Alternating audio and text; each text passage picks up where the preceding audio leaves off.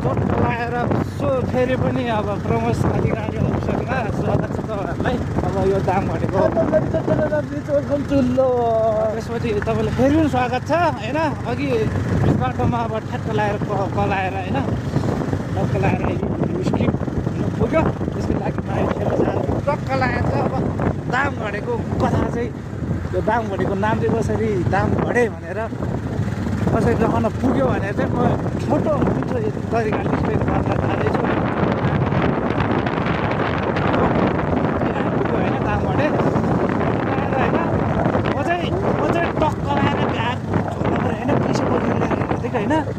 अनि यत्रो ब्याग पैसा होइन, मलाई पनि अब डर लागिरहेको थियो होइन। डर लगाएर अब यता गइरहेको आइपुग्दाखेरि चाहिँ यताउति स्याटी लगाएर यताउति गरेछ।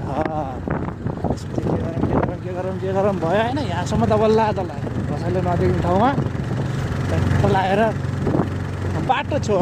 त्यही भएर पहिला अहिले पो रोड हो। टक्क लगाएर बाटो थियो होइन।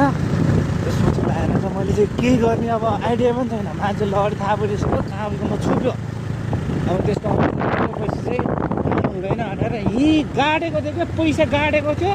त्यही भएर टक्क लगाएर ढान्टान हाम्रो गाउँ निस्किन्छ कि यहाँबाट चाहिँ फाइनली दाम घटेको त थाहा पनि छ।